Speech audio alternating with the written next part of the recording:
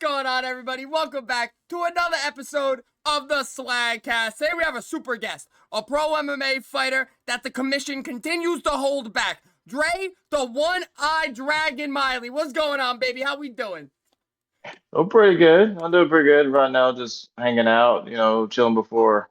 Gotta get ready for wrestling practice in a little bit. So other than that, they just pretty much playing the game and chatting. What game you playing? Cyberpunk. Oh, all right. You just getting Yeah. into it, or you playing the DLC? Now I'm playing it all over again because they just updated it and I wanted to Oh, see what the okay. update's about. I got it when like it first came out. Like Oh, when it was I know it was bugged as really shit. buggy. Yeah. Yeah. And I still liked it. I like stuff like that. Yeah, Like nah, I liked when everybody was floating around, and then they fixed it, and I was like, damn, I wish that was just like something in the game. That was dope. like yeah, it feels very very punky-ish, Yeah, like exactly. futuristic. It still got Yeah. that feel. It's still a fantastic game. All right, so let's dive into it. So we'll get to MMA shortly. However, I wanted to talk about the eye first. Were you born with one eye? Did you lose it in an accident? Can you kind of tell us what happened and how it happened, when it happened, and how you've learned to live with it and overcome it? Well, long story short, it happened about 16 years ago. Okay. I was riding with a friend of mine, his little brother and my little cousin, and we were all just going to a basketball game because at the time I was helping him coach because it's part of like our senior project in high school. We had to do something that we wanted to do.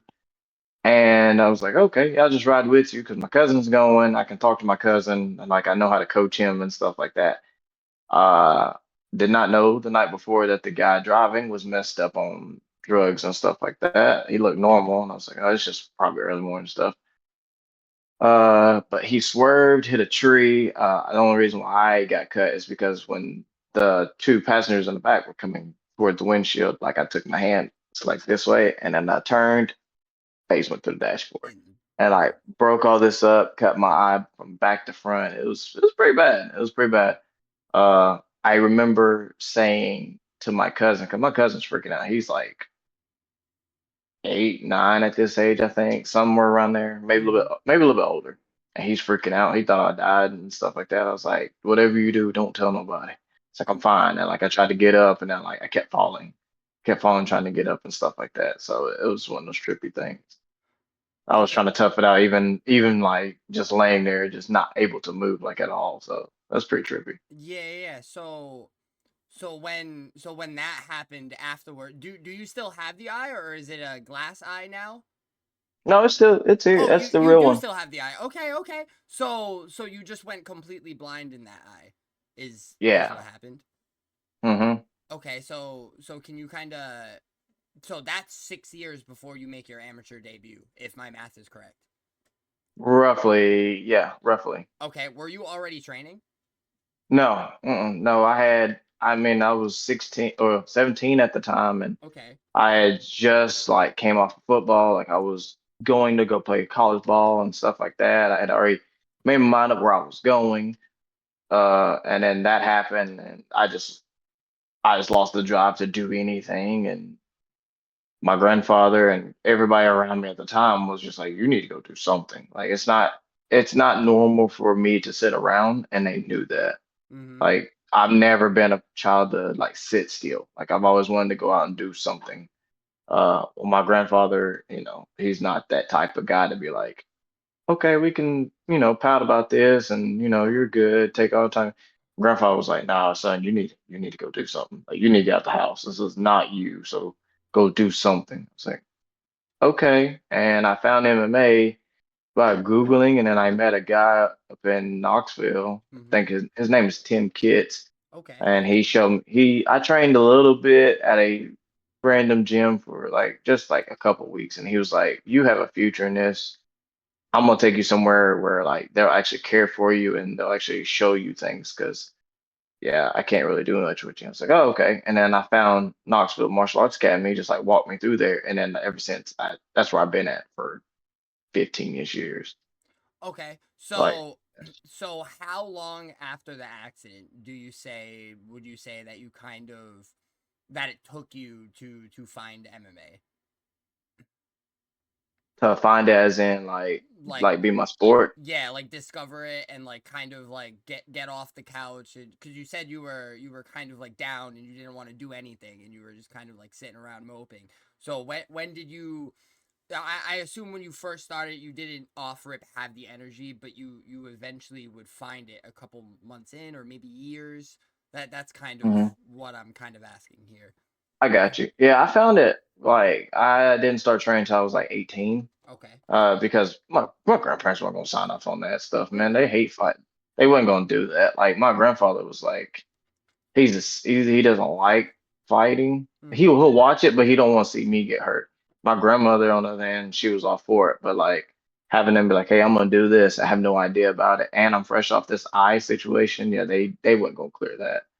So I waited till I was like 18, and that's when I met everybody. Okay. And then once I met everybody, I got in there and started training like hard. I was like every day, and I wasn't doing it to fight. I was doing it to stay in shape. I was doing it to get my confidence back because I was down bad. Um, Once that happened, I was like, okay, we'll get this going. And I was training for about a year or so, and I was helping a couple of my teammates get ready for fights because I didn't know anything. Like, Mm-hmm. it was back in the Wild West days where you would just train and then you would just spar. That was it. Yeah. And my teammates was getting ready for a fight, and we're close to the same size. And my coach was like, "Hey, would you help them out?" I was like, "Sure, I help them out." Like, I don't care to help them out. It's like I don't know what to do. And they gave me instructions on what to do. I did it for like a week straight, and after their fight, they was like, "Hey, have you ever thought about trying to fight? Like, is that something that you would like to do?" I was like, I didn't essentially try to fight. I'm like, I never thought of it because fighting was always taught to me as something that you just did just because. Like you did it to defend yourself. You did Mm-hmm. it to, you know. I was like, oh, I'll give it a shot. And then got my first one in October of 2011. Yeah. No, Oh, 2010. Yeah, because my son was born in September and I was already having my debut like a month after he was born. Like it was crazy. It was really fast. So but yeah, it was a lot. I did a lot within that little span. And then after that, just kept coming, kept going, and kept going. so at the beginning, because of the injury and everything, were coaches kind of like you can't do this, or were they all for it? They were all for it because like my coach, he has his own, you know, inabilities and stuff like that. And he saw something and he was just like, yeah, you could work through that. And at that time, commissions weren't as strict as they are now. Like Mm-hmm. it wasn't really like that. It was just more so like, okay, show up. And these guys were like, they didn't have time limits. It wasn't a sanction as always. Like this is also back when like early UFC before Yeah. UFC got super famous. So like the commission thing wasn't a thing. There was no monopoly on anything. At that point, there was like 4 or 5 big promotional shows. So like Strike Force was a thing. UFC. Let's see, one, Was not Pride? one. Dream, Pride. Yeah, I was. Yeah, Pride You were was still one. there. Pride was on its tail end when I started. Okay. Um, So You that's had like Dream. Yeah, that's the yeah, yeah, early days. yeah. That's Like back when I you could had, still do like 3 fights in a night and commission was like yeah. whatever. Mm-hmm. That was back when they didn't really encourage steroids, but they allowed steroids. They allowed people to, like you said, fight multiple times a day. Oh yeah, You could Vitor. do, yeah, Vitor you could Belfort. do, mm-hmm. You could do multiple day fights. You could do multiple weight divisions too. Like you can fight any weight division, like well, Mm-hmm. as long as you was within that. And then I was saying it was a lot back then. So yeah. But that was only amateurs for you because you didn't actually make your pro debut until 2016. Mm-hmm. So you actually went through like the olden age of MMA through amateurs, and then as it started to switch and get a little bit more USADA's testing and commissions checking for this and that and this, you Mm-hmm. make your pro debut. And something I noticed going through your pro fights, you have so many canceled fights, brother. And your first ever fight was actually a canceled bout. Was that because of the commission? No, that was because the opponent. I think the Oh, okay. opponent got hurt. That's what I Look, assumed. I assumed that it yeah. was probably an opponent issue and that the commission didn't really start like noticing or probably noticing it, but didn't really start questioning the eye until later in the career because around 2022 to 2024 you have about 5 fights canceled. You were actually supposed to fight last weekend Mm-hmm. and Yeah. it got canceled. Can you go into detail on like what the commission's saying and why the commission keeps taking these fights away from you? Because that we you're not the only blind fighter in MMA, and the commission's not really giving other not all of the other blind fighters issues. Like Shara, we'll talk about him later, but he doesn't get issues when it comes to commission. He goes in, he's UFC, he goes in and comes out. So why is the commission giving you so many problems? I think it's because I'm the only one actually going to different states. I'm not staying in one spot. And also they don't think that it's possible, and this is a liability, and I get it. They don't want to be responsible for someone losing their eye on their watch. And I get that. But at the same time, you are discrediting somebody's livelihood. You are taking money out their plate. You're, I mean, out of their household, just by saying you want to have a moral compass and you want to be like, well, I'm upstanding citizen and I'm gonna say no to this person, even though he probably knows more about the sport than I could ever learn about it. It was one of those things that commission's like, it's not possible. And then when you show them it's possible, they have to find something to, get their conscience clean off of it. And that's essentially what it is. And it's frustrating as shit to be like, all right, maybe going into a fight, you kill yourself all the way through, and then you're like, there's always that chance a commission says no. My first pro fight wasn't even going to happen. I was supposed to go pro 3 years before that. I was supposed to go pro in 2013 instead of 2016. The state of Tennessee said no, and they Okay. kept saying no, and they would keep telling everybody no. We wanted my pro fight to be at home because it's nice to fight at home. Your first fight, you want to have it at home. And the Tennessee Commission was like, no, no, no, no, no, for 3 years. And 3 years straight, all I did was just train and hope and pray that it's going to happen. And my coach was sitting there just telling me, keep trying, just keep going. You're going to make it. It's going to happen. The commission switched. They got a new commission body. The old commissioner left, and then the new one pops up, and we throw paperwork in. It's like, sure, go ahead. It's a mixed bag when you have a new commission because they're trying to establish rule. They're trying to establish their dominance. They're trying to get their feel for everybody. They don't want to have any red marks on their record or anything like that. Now, the states I have fought in, they have a commission that's already established. They're not going nowhere. They've known me for a while. The Georgia one was one of those instances where it was a new commission and Okay. they were trying things new and they're trying to be professional. Totally understandable.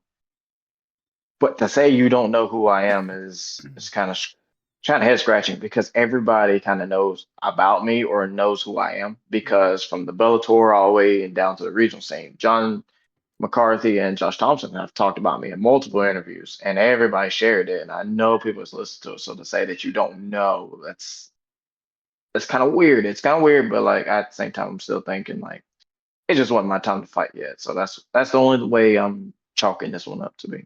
Okay. So let's jump back a little bit. You finally do make your debut in 2016 and you win. Now, after winning your first pro fight, how was that feeling? Like you make the walk, you make your first pro debut. Uh you waited 3 years to make this pro debut. People said it wasn't possible and you fucking win. How can you kind of explain like the feelings like about 8 years ago you were on the couch and you didn't know what to do because you can't see out of one eye anymore, and now you're doing it. You're in the middle of the cage and you're fucking people up. Can you kind of like talk through the feelings and like overcoming all of this, and did you realize it in that moment?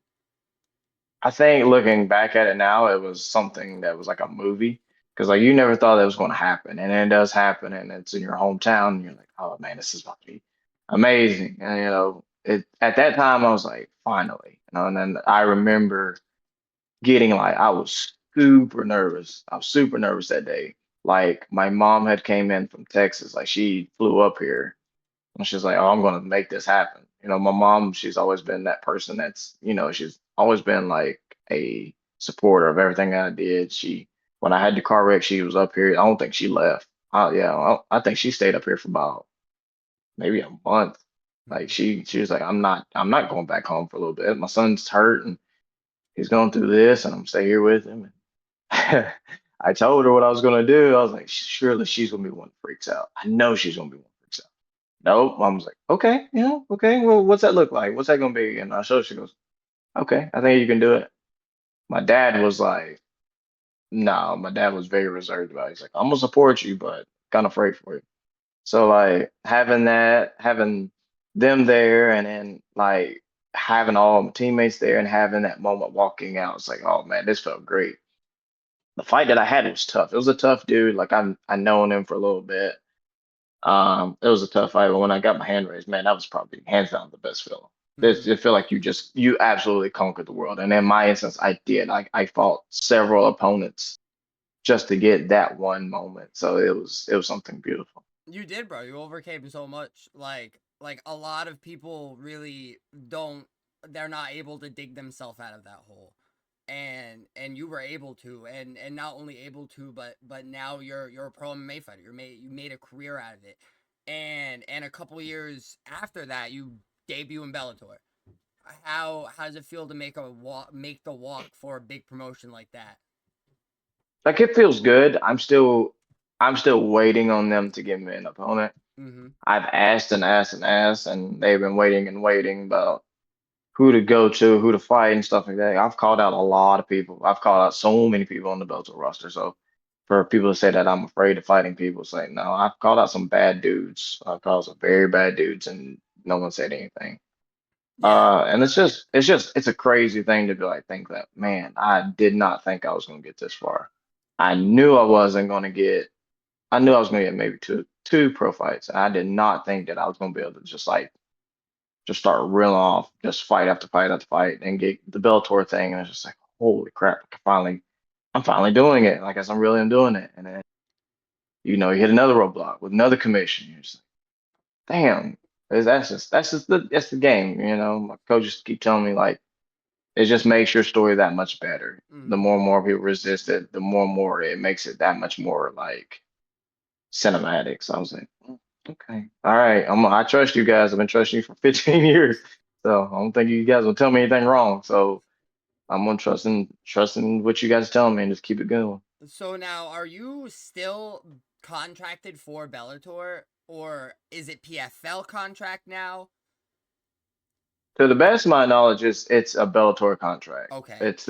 I'm still guaranteed the fight in Bellator. Now, I don't know what's happening with Bellator because PFL has like, I mean, everybody's seen it. It's literally folding in on itself because they're not doing right by none of the fighters. Yeah. There's so many people that want fights. Like Patchy Mix is talking about leaving. You're gonna let your champion walk out? Mm-hmm. Why? Like that's the most dominant bantamweight right now, and you're gonna let him walk out because you are trying to build up this Nagano Jones fight. Like that's the ultimate scheme of it. They're trying to build up the Nagano fight. They're trying to get him to Africa. They're literally putting their company on him. But you have Bellator fighters who completely outclass every single PFL fighter. But then now you look at it, you got what GFL, which was WFL not too long ago. Their people or they're snatching up former I mean PFL guys and UFC guys. So it's like y'all gotta pull the sand out. You gotta pull it together because you're about to lose a lot of people. Mm-hmm. Mm-hmm. And that's kind of something we see happening with one, not necessarily their MMA right now, but kind of everything else they're trying to do, like their grappling and their straight Muay Thai. All those guys are leaving. And look, the Hmm. UFC is even doing like their own grappling thing now, all for Mikey. And we'll talk about the UFC in a little bit. However, let's just get to the viral tweet. You called out Shara Magomedov in a tweet that's gone absolutely viral. Can you talk about why? Like, I know why. I know why. He blind in the left eye, you blind in the right eye, or other way around, vice versa. And but I know why that would be a dream fight, but why is this a dream fight for you? Is this something that you can see happening? I know, well, also this is actually my next question, but I'll just say it now too. You said in the tweet as well, I should already be in the UFC. Do you think you'll get the call anytime soon? No, because the UFC only goes to certain hotspots. They only go to Vegas. Mm-hmm. And Vegas ain't gonna clear me. I'm cleared to fight in Florida. Like I got a Florida license to fight professional. And the UFC has gone to Florida before. Mm-hmm. They were in just Florida They just this were past just in weekend. They're in Tampa, Tampa. yeah. So I mean, again, it's not the fact that they don't want me. It's the fact that either they don't know me or they're just waiting on me to have a breakthrough fight or they're waiting on something. I don't know. But do Mm-hmm. I think I'm gonna get the call? Probably not. Because I'm not on anybody's radar. I'm not brown nosing anybody. Mm-hmm. Um, so yeah, we could talk more about that in depth. I do want to clear the air about the Shard tweet though. Okay. It was not a call out to fight him. Oh, all right. And I think one of the tweets I even said it. I was like, it's not, I ain't, we're in two different weight classes. I fight in bantamweight, which is 135. He Uh-huh. fights in middleweight. He's The much dang bigger. much bigger, much bigger. What? But do I like my chances against him? Oh yeah, because his ground game's not really existent. So like you can look up his videos on grappling, you're just like, ugh, you got there, but his style's exciting and I get it, but my fights aren't out there to be like, who is this guy? I mean, I asked my coaches like, hey, can I get some highlights or can I get my fights and start posting them all over the place? People probably gonna be like, holy shit, where's this dude been? But you know, but it was not a thing of saying I would fight him. It was a comparison. You're praising this guy who is literally blind in his right eye and you're like, he's the greatest thing ever. You're shitting on him. He loses. You're like, oh, this guy sucks. He shouldn't be fighting, blah, blah, blah. But on my tweets and stuff like that, everybody's like happy that I'm fighting, like a root for you and stuff like that. And then whenever I don't have fights, like, oh, you're scared. But they were like, Sharp Bull's the best thing doing. He's got one eye. He can't fight in the States. The original thing was the fact that he couldn't fight in the States. Mm-hmm. And I even said that's not true. He can fight in the States, just not the ones that UFC goes to. Twitter blew that up, and Twitter misread everything because there's a bunch of key experts on there, and they think they know the sport when they never even been in the gym. That's Twitter for you. Oh yeah, but I was just like, you do know, and like I named off states that I've competed in. Those ain't the only states that allow it. Those are the ones I've competed in, or the ones I've been licensed in, and some of those are states that UFC goes to. Mm-hmm. And people were just like, well, one dude was like, well, that's the whole United States, right? It's like, you just missed the whole point. I just told you these are states that will allow him to fight. Mm-hmm. I'm a one-odd fighter fighting in the States. You can't tell me that he can't fight in the United States if I'm doing it. And it was like, well, you can't clear Vegas. I was like, you don't think that the UFC has money enough to throw at the commissions and be like, let this dude fight? You don't think that's going to happen? And they Yeah, was like, well, I do think yeah. one And then day people, Vegas will clear him. oh yeah, when Vegas clears Sharp Bullet, that's game over for everybody else. Anybody who says like, oh well, they're hurt, blah blah blah, like you'll clear it, and then that's when the glove change will happen. That's when everybody will stop doing. They'll stop dealing with the fingerless gloves. They'll actually trying to find a way to fix it. Mm-hmm. But that's what I'm saying. It's like you can't say that if I'm doing it, and no matter what happens, somebody in the States, if Charbullet Bullet does come over here, they're gonna be like, well, look, there's Drake. Drake has been doing this for 17 times. He's been doing this most of his all of his career. People like to spin the narrative like they know what they're talking about. It was like, well, the UFC has control over everything. It's like you don't understand. UFC won Bellator, PFL, name a promotion, name any promotion. They have no pull in the states, no pull at all, Mm-hmm. because each state has a governing body and they sanction it based on what they want to sanction it on. Mm-hmm.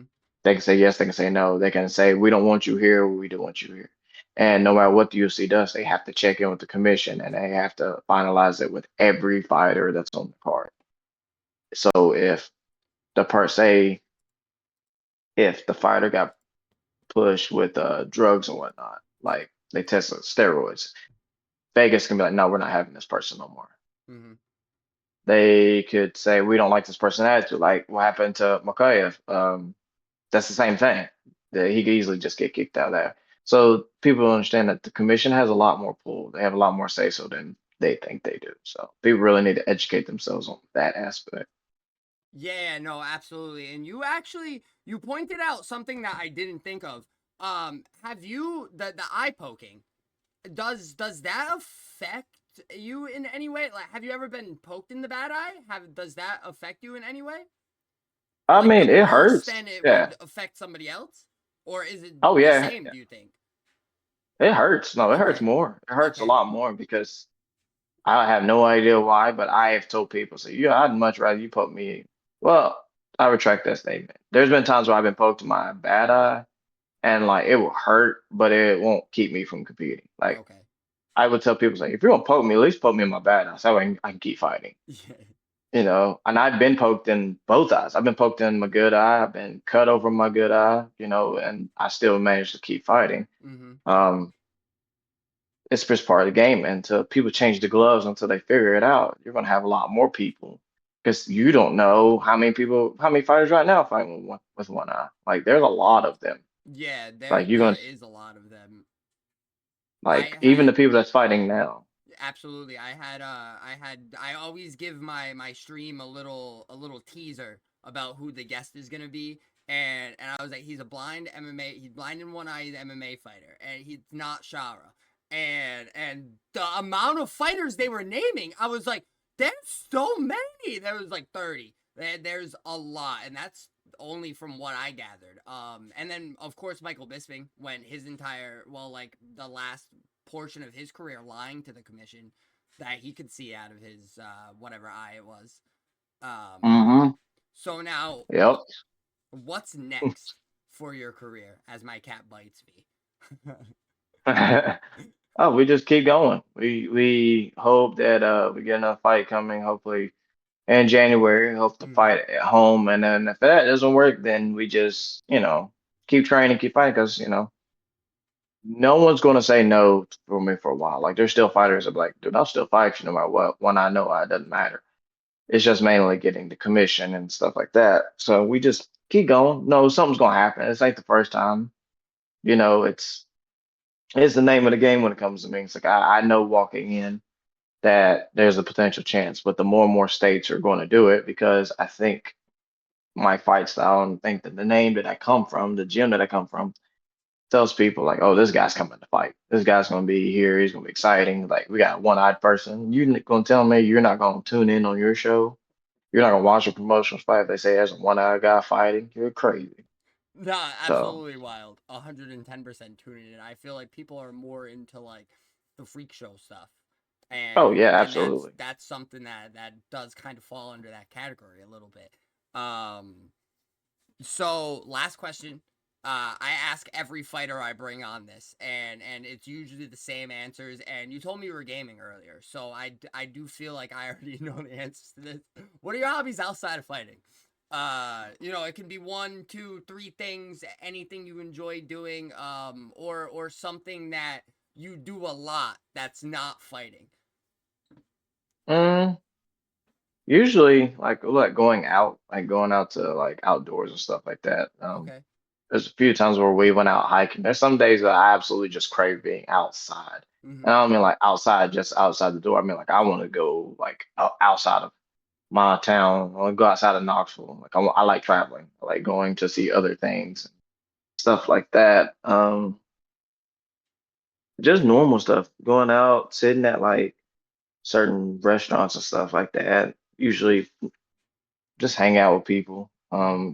Me and my wife work a lot, so we like to just hang out at home and watch TV shows and stuff like that. So I'm pretty much a homebody unless I'm having to be somewhere or like wrestling practice or just being around home. I got three boys, so try to get them in sports. I think my youngest, he like a couple months ago wrapped up soccer season. He was going everywhere.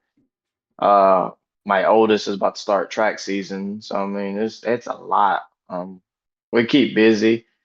My middle child, he's an artist, so we're trying to get him to let his creativity and stuff come out. Mm-hmm. So yeah, it's a busy family around here. And then on top of that, we got animals. So I got one of mine locked up. one of the cats is with my wife right now, and our other dogs are downstairs. So it's a busy, busy family. So anytime I find some downtime, I'm trying to figure that out. Well, man, it's been an absolute pleasure. You the man. Dre, you are Thank you, man. absolutely incredible inspiration to so many people. Do you want to shout out any social medias or anything before we get out of here? I'll just shout out to the gym that I train at, Knoxville Martial Arts Academy. Shout out to them. Tennessee Bonding, East Tennessee Sports, and Spine. Um, really anybody that supports Knoxville Martial Arts Academy. There's a lot of teammates that I am encountered with and I've worked with. So it's a lot of them. And you guys look on my page or on Instagram, you'll see a lot of those guys, a lot of those girls on there, and a lot of them have fights coming up. Just fought just this past weekend. So yeah, we're a busy family, man. That's been a blessing. It really has. It's been a wild 15 years. So Absolutely, and it's just gonna keep continuing strong, brother. Well, thank you so much for coming on the episode. It was an absolute pleasure to speak to you. Thank you so much to everybody who's watching at home, and we will see y'all every single Wednesday. Peace.